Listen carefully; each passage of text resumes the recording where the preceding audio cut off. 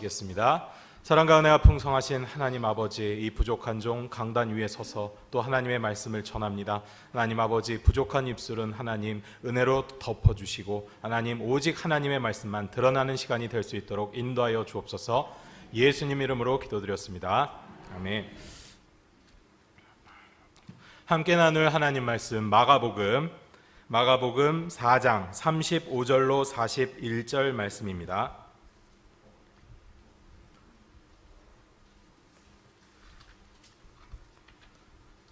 신약성경 마가복음 4장 35절로 41절 말씀입니다. 제가 가진 성경으로 신약 60면에 있습니다.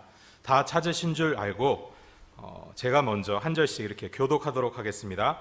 그날 저물 때에 제자들에게 이르시되 우리가 저편으로 건너가자 하시니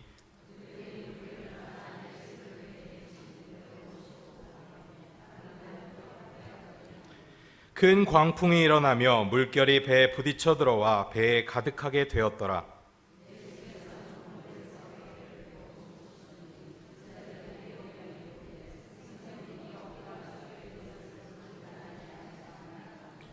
예수께서 깨어 바람을 꾸짖으시며 바다에 덜어 이르시되 잠잠하라 고요하라 하시니 바람이 그치고 아주 잔잔하여지더라.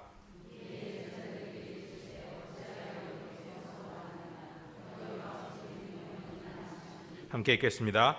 그들이 심히 두려워하여 서로 말하되 그가 누구이기에 바람과 바다도 순종하는가 하더라. 아멘.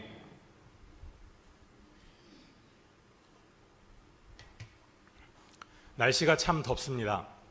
가만히 있어도 땀이 줄줄 이렇게 나는 것 같습니다. 제가 기상청을 확인을 해보니까 어제 서울의 낮 기온이 무려 36도까지 이렇게 올랐다고 합니다. 말 그대로 이렇게 푹푹 찌는 한증막 같은 그런 날씨입니다. 이 기세로 가면은 8월 달에는 더한 더위가 몰려온다는 그런 암울한 뉴스도 있습니다. 이러한 기록적인 무더위가 뉴스를 보니까 94년 이래로 24년 만에 처음이라고 합니다. 94년 그때 서울 온도는 몇 도였을까요? 무려 39.4도에 육박하면서 지난 그 94년 기준으로 지난 52년만 그런 오랜 세월 동안 처음으로 있는 심각한 무더위였다고 합니다. 39.4도 상상이 되십니까? 당시 우리 예우림교회 성도님들께서 너무너무 더우셔서 모든 권사님들께서 이렇게 머리가 풍성하셨는데 헤어스타일을 날씨 때문에 이렇게 다 짧게 이렇게 자르셨다고 하는 그런 얘기도 제가 들었는데 참 말만 들어도 얼마나 더웠을지 짐작할 만합니다. 그런데 이런 폭염과 맞물려서 그 당시 우리나라는 심각한 가뭄도 함께 병행되고 있었다고 합니다. 날이 이렇게 너무나 뜨겁고 건조하다 보니까 물은 없고 당연히 가뭄은 자연스럽게 따라오고 농민들에게 큰 피해를 끼치고 있었다는 거죠. 이래저래 온 나라가 이렇게 활활 타오르는 그런 상황이었습니다. 8월에 이르러서 뜻밖의 그런 나라를 시원하게 적셔주는 태풍이 몰려왔습니다. 평소라면 이 태풍에 대해서 이게 좀 무사히 지나가야 될 텐데 걱정하던 어르신들이었을 겁니다. 세워놓은 벼들이 이렇게 쓰러지면 어떡하나 라는 생각이 드셨겠죠. 그런데 나라 전체가 너무 가물고 너무 뜨거운 상황 가운데 태풍이 다가오니까 오히려 어서 와라 태풍아 이러면서 오히려 춤을 추는 그런 뉴스를 제가 볼 수 있었습니다. 태풍이 와서 찬바람이 우리나라에 머물렀던 그런 뜨거운 공기를 몰아내고 태풍이다 보니 많은 비를 뿌리고 그래서 가뭄도 이렇게 해결된 것입니다. 그런 옛날 94년도의 뉴스를 보면서 저는 매서운 비바람을 맞으며 오히려 환하게 웃고 춤을 추는 어르신들이 신기하다라는 생각이 들었습니다. 그렇게 사람들이 비켜 지나가라 피해가 크지 않았으면 좋겠다 하는 태풍이 지금 그때 그 당시 그 순간에는 무서워하고 걱정하는 것이 아니라 오히려 삶의 은혜로 다가왔기 때문에 그런 줄 알았기 때문입니다.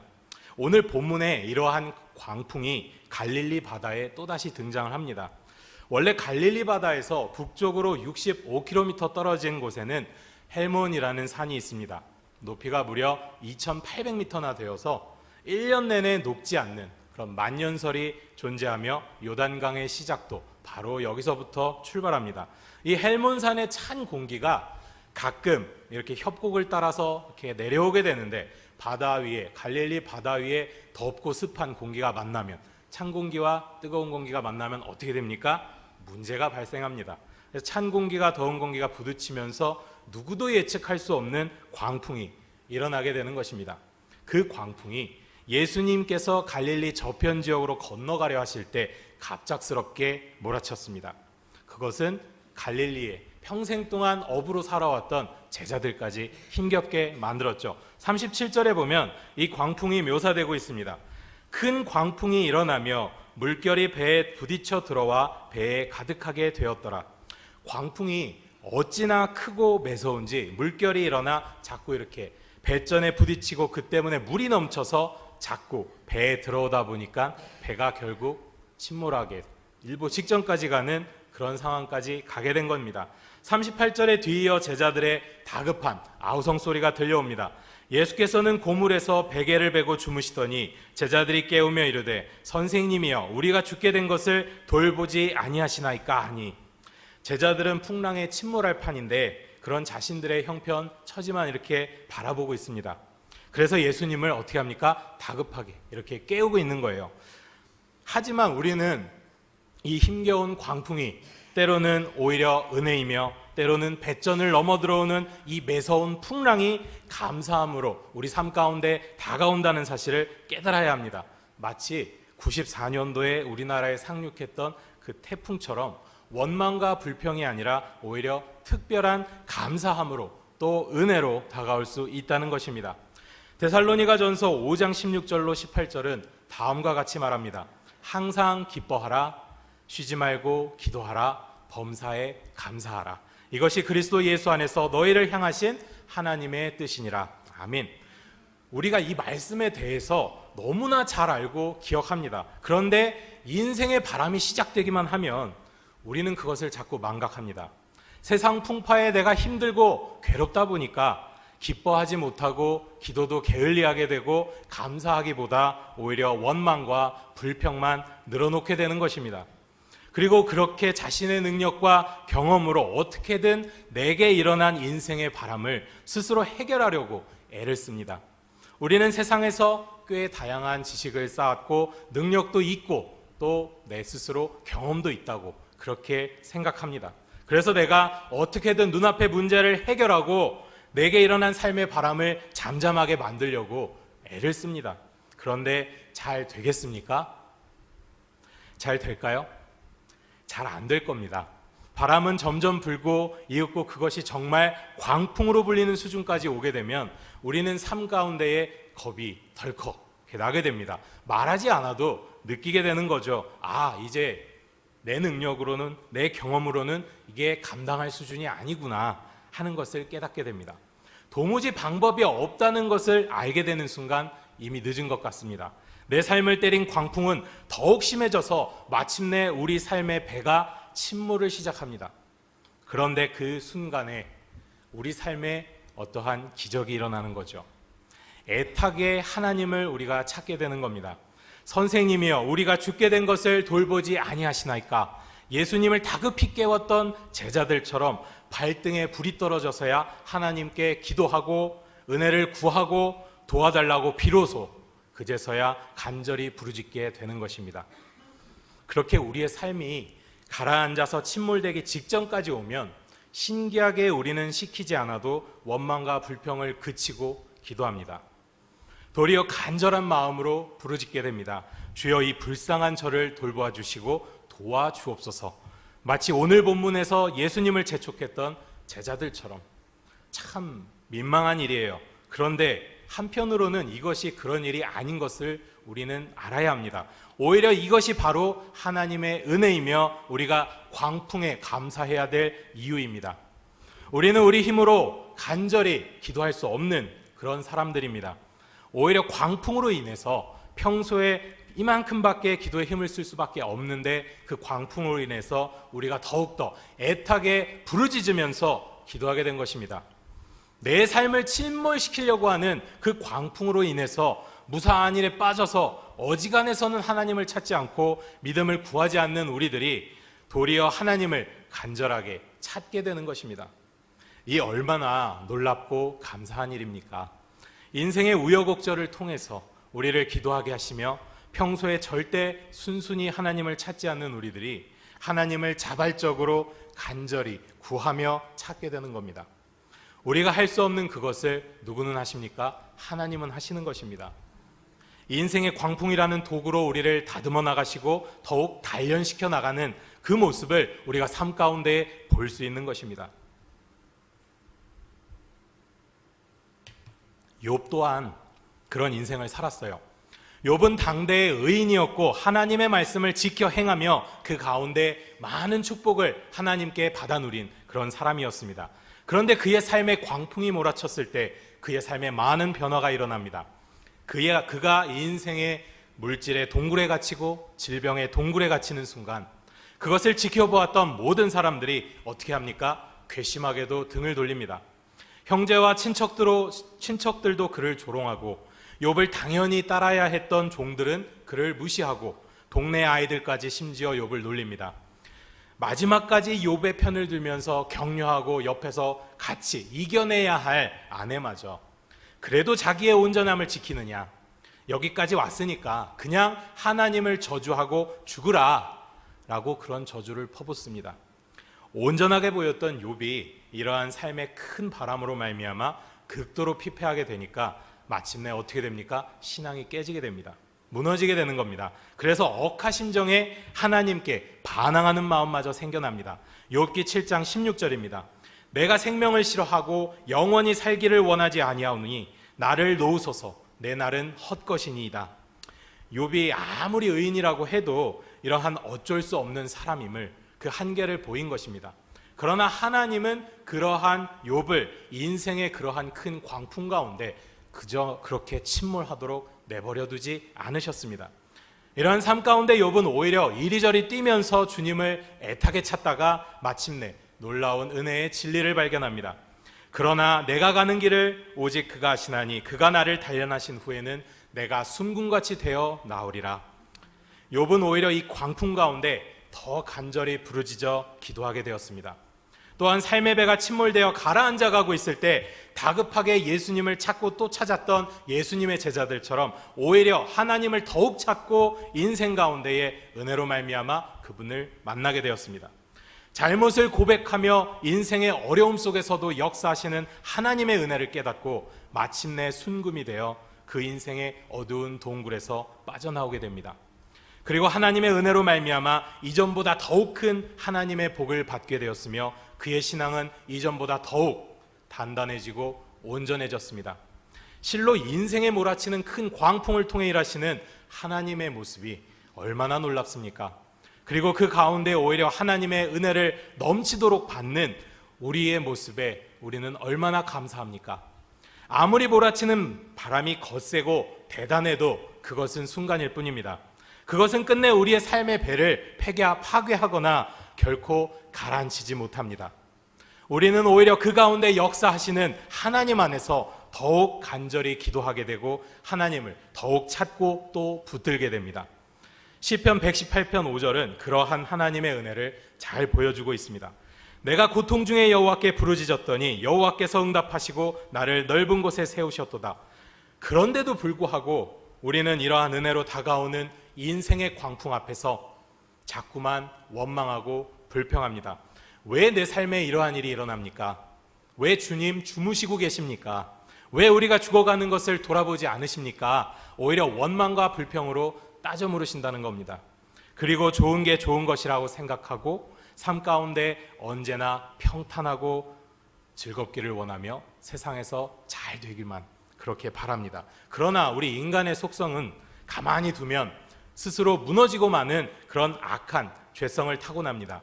만일 그냥 하나님께서 우리를 잘 되게만 하시고 늘 복만 주신다면 우리의 삶은 어떻게 되겠습니까? 정말 좋기만 할까요? 결코 아닙니다. 분명 삐뚤어지고 엉망이 될 벌거리입니다. 좋아 보여도 실상은 그게 좋아 보이는 것이 아니라는 거죠.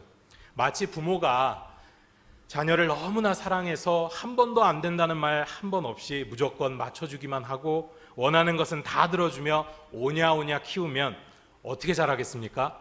이상하게 자랍니다. 저처럼요. 그러한 자녀가 종래에 어떠한 모습으로 이러한 세상을 살아가겠습니까? 부모가 자녀 잘 되기 위해서 여러 가지 혼내고 훈계하는 방법으로 자녀를 다듬어 교육하는 것처럼 하나님께서도 이러한 인생의 큰 바람을 통해서 우리를 단련시키시고 사랑하는 우리를 깨닫게 하시는 겁니다. 그런 삶의 거센 풍랑 앞에 가운데 기도하지 않는 사람들을 더욱 기도하게 만드시고 하나님을 찾지 않고 자신의 육체의 정욕만을 쫓던 우리의 눈을 들어서 하늘에 계신 저 하나님을 애타게 찾고 간절히 부르짖게 만드시는 거죠. 이러한 광풍은 우리의 삶에 또 하나의 감사를 가져옵니다. 하나님께서 인생의 큰 광풍을 통해서 우리가 알지 못하는 큰 역사를 일으키시고 삶으로 체험하게 하시며 그 가운데 우리의 믿음을 이전보다 더욱 견고하게 만들어주신다는 겁니다. 오늘 본문 39절로 40절입니다. 예수께서 깨어 바람을 꾸짖으시며 바다더러 이르시되 잠잠하라 고요하라 하시니 바람이 그치고 아주 잔잔하여지더라. 이에 제자들에게 이르시되 어찌하여 이렇게 무서워하느냐 너희가 어찌 믿음이 없느냐 하시니 아멘.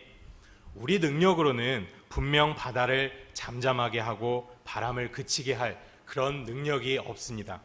그렇다면 이 삶에 도저히 감당이 되지 않는 우리의 문제들은 어떻게 해결되는 겁니까? 내 삶 가운데 침몰되어져 가는 내 배는 어떻게 다시금 멀쩡하게 항해를 할 수 있을까요? 그것은 예수님께서 애타게 부르짖던 제자들의 말을 들으시고 풍랑 가운데 파도를 꾸짖으시고 그치게 하신 것처럼 하나님 또한 우리 삶 가운데 큰 역사를 일으켜 주시기 때문입니다. 잠잠하라 고요하라. 하나님의 그런 큰 은혜로 말미암아 우리는 그렇게 믿음 없음을 확인하며 내 삶의 문제가 하나님의 역사하심으로 해결되는 모습을 바라보게 됩니다. 하나님께서 발등에 불이 떨어져서야 기도하고 자신을 찾는 우리를 괘씸하다 여기지 아니하고 도리어 불쌍히 여기셔서 은혜로 덮으시기 때문입니다. 그렇게 또 한 번 우리는 하나님의 역사를 삶에서 체험하고 하나님의 인도하심을 통해 믿음이 조금 더 자라나게 됩니다. 보지 않고 믿는 자는 복되다 하였지만 그 기적의 하나님을 또다시 내 눈 가운데 내 삶 가운데 또 한 번 봤으니까 우리의 믿음은 성장하는 겁니다. 만약 제자들이 이러한 예수 그리스도의 능력을 체험하지 않고 오히려 평탄하게 갈릴리 저편으로 도착했다면 어떠한 일이 일어났을까요? 당연히 아무 일도 일어나지 않았을 겁니다. 예수 그리스도께서 저 바람을 꾸짖으시고 파도를 잔잔케 하시는 그런 역사는 좀처럼 일어나지 않았을 겁니다. 제자들이 두려워하며 예수님이 누구신지 진지하게 생각해 볼 일은 더욱더 없었을 것입니다. 우리의 삶 가운데 일어나는 하나님의 역사 또한 마찬가지입니다. 우리가 하나님의 은혜 안에서 평탄하게만 살았다면 참 좋겠다 이렇게 생각할 수 있지만 그리 되면 우리의 악한 본성대로 우리는 기도하지 않게 됩니다.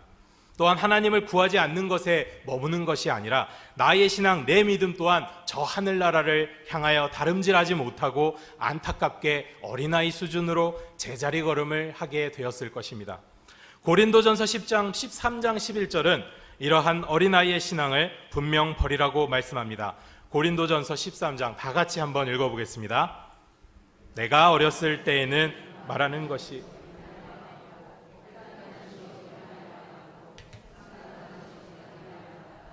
장성한 사람이 되어서는 어린아이의 일을 버렸노라. 아멘. 말씀처럼 말하는 것과 깨닫는 것, 생각하는 것 모두 장성한 사람이 되어야 하는데 이러한 발전이 어디에서 오는 겁니까? 바로 삶의 광풍에서 온다는 거예요. 사람에게 역경도 없고 시련도 없다면 사람이 발전한 근거, 경험을 얻지 못한다는 것입니다. 당연히 자연스럽게 어떻게 됩니까? 어린아이의 신앙에 그냥 멈추게 되는 것입니다. 무엇보다 우리의 삶 가운데 하나님의 기적적인 역사를 보지 못했기 때문에 하나님의 하나님 되심을 알지 못했을 것이며 그를 통해 하나님의 영광 또한 드러나지 않았을 것입니다. 또한 그분의 영광과 하나님의 하나님 되심을 볼 수 없기 때문에 삶에서 우리의 악한 죄성 역시 가리워져서 예수 그리스도께서 우리의 죄를 위해 돌아가셨다는 그 마음의 감격, 그것 또한 되돌아볼 기회가 없어졌을 것입니다. 그러므로 우리는 이러한 인생의 광풍에 대해서 감사해야 합니다. 하나님의 역사하심을 보고 내 연약한 믿음을 이끌어 가시는 모습에 그것을 바라보며 오히려 은혜로 여겨야 합니다. 어리석은 우리는 오직 인생의 풍랑과 역경 앞에 설 때서만 우리의 연약함을 비로소 깨달을 수 있습니다. 도무지 내 능력으로 감당이 안 돼서 내가 약할 때 온전해진다는 하나님의 은혜와 굳이 이 땅에까지 오셔서 나의 연약함을 짊어지셔야 했던 예수 그리스도의 십자가 은혜를 그제서야 비로소 알게 된다는 것입니다. 인생의 풍랑이 일고 광풍이 몰아쳐서 두려움과 연약함에 몸부림을 치게 될 때 하나님께서는 기도하고 간절히 찾는 그분을 찾는 우리들에게 이 모든 것을 밝히 드러내십니다. 우리의 연약한 환경 가운데 역사하시고 무너져가는 우리의 삶을 일으켜 세워주시며 하나님 되심을 드러내십니다. 이르시기를 너희는 가만히 있어 내가 하나님됨을 알지어다. 내가 문나라 중에서 높임을 받으리라. 내가 세계 중에서 높임을 받으리라 하시도다. 아멘. 광풍은 분명 우리를 힘들게 하고 고통스럽게 하지만 오히려 그를 통해 일하시는 만군의 주 여호와 하나님을 우리는 볼 수 있습니다. 그리고 그분의 크신 역사를 통해 우리는 삶에서 날마다 기적을 경험하며 믿음이 더욱 견고해져 갈 수 있습니다. 그런데 이러한 광풍의 은혜를 외면한 채 그저 하나님 왜 내 삶은 이렇게 힘들고 괴롭습니까? 어찌하여 내 삶 가운데 이런 일을 허락하십니까? 제자들처럼 내 삶의 바람 앞에 그저 불평 불만만 늘어놓는다면 그 결과는 과연 어떻게 될까요? 우리는 출애굽을 하였던 이스라엘 백성들을 기억합니다. 그들이 모세와 함께 가데스 바네아에 도착하였을 때 그들은 12명의 정탐꾼을 가나안 땅에 파견합니다. 그런데 12명의 정탐꾼이 문명화되었고 견고한 성읍 안에 거주하는 가나안 족속이라는 인생의 모진 바람을 만났을 때 반응이 둘로 갈라집니다. 갈렙과 여호수아 두 사람은 하나님의 기적의 능력을 의지하면 능히 이것을 감당할 수 있다고 말했습니다. 가나안 땅에서 더욱 번성하고 하나님의 기적의 은혜를 체험할 미래를 굳게 믿으며 나아갔던 겁니다. 광풍 가운데 오히려 역사하시는 하나님을 바라보며 믿음이 더욱 견고해져 가는 것입니다. 반면에 나머지 10명의 정탐꾼은 민수기 13장 31절에서 어떻게 반응합니까? 그와 함께 올라갔던 사람들은 이르되 우리는 능히 올라가서 그 백성을 치지 못하리라. 그들은 우리보다 강하니라 하고, 단순히 강하다라는 표현을 넘어서 아예 거주민을 삼켜버리는 땅으로, 아낙 자손은 거인들인데 우리는 그들 앞에서 메뚜기 같을 것이다, 그 땅에 대한 악평까지 이렇게 합니다. 믿음 없음을 불쌍히 여겨달라고 하나님께 기도하며 간절히 그분을 찾고 또 찾아도 시원찮을 판에 오히려 불평과 원망을 꺼낸 것입니다. 결국 그 이스라엘 백성들은 어떠한 결과를 만납니까? 우리가 다 알고 있는 것처럼 그 인생의 광풍을 극복하지 못한 그것 때문에 무려 40년 동안이나 한 세대가 다 지나갈 때까지 광야에서 더욱 심한 삶의 모진 광풍을 겪어야만 했습니다. 살아가면서 우리의 삶 속에서 일어나는 강한 바람과 파도는 분명 하나님께서 우리에게 허락하시는 은혜의 한 방편인 줄로 믿습니다. 그를 통해 우리는 더욱 믿음이 견고해지고 하나님 나라를 향해 다름질하는 우리로 바꾸어 나갈 수 있습니다. 그러므로 우리는 우리 삶 가운데 내 능력으로 해결이 불가능한 기적의 역사를 일으키시는 하나님을 바라보며 오히려 그 광풍에 감사해야 합니다. 내 삶에서 어려움에 어떤 심각한 문제에 부딪혀서 그렇다고 해서 하나님을 원망하고 불평하고 왜 이런 일을 이렇게 반응하는 것보다 더 간절하게 기도할 수 있게 되었음에, 하나님을 더욱 애타게 부르짖으며 찾을 수 있게 되었음에 오히려 감사하는 성도님들이 되길 원합니다. 제가 언젠가 단기 선교를 나갔을 때 캄보디아의 한 시골 마을에서 설교를 한 적이 있습니다. 낮에 잠시 비가 내렸는데도 밤에 너무 더워서 무덥고 습하고 그런 힘든 날씨였어요. 캄보디아 중에서도 외곽에 있는 이곳이 문명의 혜택이 충분하지 않고 그래서 더 자연과 가까운 그런 곳이었습니다. 시골길, 아마 기억하실 겁니다. 시골길에 가다 보면 곳곳에 가축들의 배설물이 널려 있고 하늘에 내리는 빗물을 이렇게 항아리로 받아가지고 마시고 씻으며 생활하는 그런 곳입니다. 그렇다 보니까 무덥고 습하다 어떻게 됩니까? 벌레들이 엄청나게 많습니다. 제가 설교를 하러 땀 뻘뻘 흘리며 밤에 양반다리를 하고 앉아 있는데 날씨가 덥다 보니 문을 닫을 수도 없어요. 그렇다고 집안에 있는 유일한 전구 하나를 끌 수도 없습니다. 성경은 다 같이 봐야 하니까요. 그렇다면 이 문명의 혜택인 방충망도 없는 이 집에 날벌레들이 어디로 모여들겠습니까? 한 마리도 아니고 정말 새카맣게 수백 마리가 방 안 곳곳을 이렇게 날아다닙니다. 그래서 계속해서 모여들고 정말 하나님의 복음을 사모하는 사람이 모여드는 것만큼이나 벌레들이 충만하게 모여들었어요. 문제는 제가 땀을 많이 흘리는 사람이라는 것입니다. 그 벌레들이 어디에 왔을까요? 제 몸으로 파고들었습니다. 머리나 얼굴 이렇게 몸에 가만히 얌전히 앉아있기만 해도 참을 법한데 이 수백 마리의 이 날벌레들은 제 이 반팔 티셔츠 안을 이렇게 파고들고 바지를 파고들고 심지어 속옷 안으로 이렇게 기어 들어와서 저를 괴롭혔어요. 온몸이 이렇게 근질근질한 것이죠. 입을 열어서 말을 이렇게 설교를 하다가 보면 벌레가 들어와요. 그러면 퇴하고 이렇게 뱉고 그거를 몇 번을 했는지 기억도 안 납니다. 결국 어떻게 됩니까? 이 겪어보지 못한 이 환경 가운데에 하나님에 대한 불평과 원망이 터져 나온다는 거예요. 아유, 하나님, 되도 않는 영어로 설교하는 것도 힘들어 죽겠는데 환경이 왜 이렇습니까? 문명의 혜택을 한껏 누리지는 못해도 좀 이건 아니잖아요. 그렇게 불평불만을 하는 겁니다. 원망이 터져 나오는 거예요. 결국에 내가 무엇을 말씀을 전했는지도 기억이 나지 않을 정도로 엉망진창인 그런 상황 속에서 꾸역꾸역 말씀 전하기를 마쳤습니다. 끝나고 보니까 참 속상한 거예요. 그런데 원망과 불평으로 가득 찼던 제 삶, 이 환경만 바라보던 제게 놀라운 일이 일어났습니다.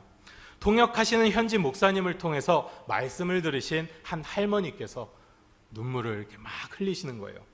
그리고 그분이 눈이 머시고 다리를 움직이지 못하시는 분이셨는데 그분이 제 옆에 앉아 계셨거든요. 그분이 제 손을 이렇게 꼭 붙들고 그렇게 하염없이 울고 계시는 겁니다. 저는 이때 깨달았습니다. 하나님께서 이 할머님의 마음에 강권적인 역사를 하셨다라는 것을요. 오히려 별것 아닌 인생의 풍랑에 불평불만을 늘어놓으면서 그것을 광풍이라고 여기고 정말 나의 이런 초라했던 모습 가운데에도 하나님께서는 자신의 하나님 되심을 여전히 드러내셨다는 것입니다. 그 귀한 보배를 저 같은 이 더러운 질그릇으로 담아 가져갔음에도 하나님께서는 은혜로 덮어주시고 기적의 역사를 일으켜주셔서 나로 하여금 그것을 바라보게 하셨습니다. 그리고 마침내 할머님의 모습을 보면서 오히려 말씀을 전한 제가 믿음이 더 견고해지고 은혜를 받는 그런 하나님의 감사를 느끼게 해주셨습니다. 그 할머님을 통해서 하나님의 역사하심을 바라보며 내 믿음이 자라나는 것을 바라보는 게 얼마나 감사한 일입니까? 내게 다가온 열악한 환경 속에 원망과 불평보다 삶의 순간마다 여러 모양으로 일하시는 기적의 하나님을 느끼게 하실 수 있음에 얼마나 감사한 일입니까? 사랑하는 우리 성도 여러분, 우리가 살다가 보면 수많은 크고 작은 인생의 풍랑과 심지어 거센 바람이 몰아치는 광풍을 만나기까지 합니다. 그러나 이것은 우리를 아름답게 빚어나가는 연단과 훈련이 됩니다. 거센 풍랑이 없다면 노련한 선원들은 결코 만들어지지 않습니다. 거친 전쟁의 경험을 겪지 못한 병사들은 아무리 그들을 훈련시켜도 결국은 훈련만 잘된 오합지졸이 되어버립니다. 우리는 나를 거센 광풍 가운데 기도하게 하시고 하나님을 더욱 간절히 찾게 하신 인도하심에 오히려 감사해야 합니다. 그리고 마침내 내 삶 가운데 역사를 일으키시는 기적의 하나님을 바라보며 또 한 번 하나님의 하나님 되심을 바라볼 수 있음에 그 또 한 번의 경험을 통해 내 연약한 믿음이 또 한층 견고해져 갈 수 있었음을 더욱 감사하기 원합니다. 인생 가운데 광풍이 몰아쳐도 원망하거나 불평하지 말고 오히려 감사하는 우리 성도님들이 다 되시기를 높으신 예수님의 이름으로 축복합니다. 이 시간 합심으로 기도하였으면 좋겠습니다. 불평과 원망보다 감사하길 원합니다. 하나님의 크신 섭리를 우리가 인정하며 더욱 기도하고 하나님을 찾게 됨에 감사하길 원합니다. 그리고 그분의 크신 역사와 삶의 기적의 순간들을 우리가 체험하며 날마다 믿음이 견고해지길 원합니다. 이 말씀을 놓고 다 함께 주여 한번 외치시고 힘차게 기도합니다. 주여, 사랑과 은혜가 풍성하신 하나님 아버지, 우리가 살아가면서 세상의 험난한 풍파 가운데에 하나님 아버지 우리가 걸려 넘어집니다. 하나님 아버지 우리를 일으켜 세워주십니다. 하나님 아버지 우리가 오히려 그 환경에 놓이는 것을 감사할 수 있기를 원합니다. 우리가 더욱더 하나님께 기도할 수 있습니다. 우리가 더욱더 하나님께 간절히 부르짖으며 하나님 어디 계십니까? 찾을 수 있습니다. 또한 하나님 아버지 그 삶에서 내 힘으로 안 되는 여러 가지 일들을 하나님께서는 해결하여 주시고 역사를 일으켜 주셔서 오히려 나로 말미하여금 하나님 아버지의 그 역사하심을 보고 믿음이 자라날 수 있게 도와주십니다. 하나님 아버지 그러한 놀라운 인생의 광풍을 우리가 감사할 수 있도록 인도하여 주옵소서. 사랑과 은혜가 풍성하신 하나님 아버지, 우리는 삶에 조금만 풍랑이 일어도 두려워하며 불평과 원망을 터뜨립니다. 하지만 그 광풍 속에 죄 많은 우리가 오히려 더욱 기도할 수 있음에 하나님을 더욱 간절히 찾게 됨에 너무나 감사합니다. 또한 그 광풍 속에서 역사하시는 하나님을 바라보며 기적의 하나님을 체험케 하시니 감사합니다. 우리의 부족한 믿음을 불쌍히 여기시고 마지막까지 우리에게 견고한 믿음을 허락하여 주옵소서. 예수님의 이름으로 기도합니다. 아멘.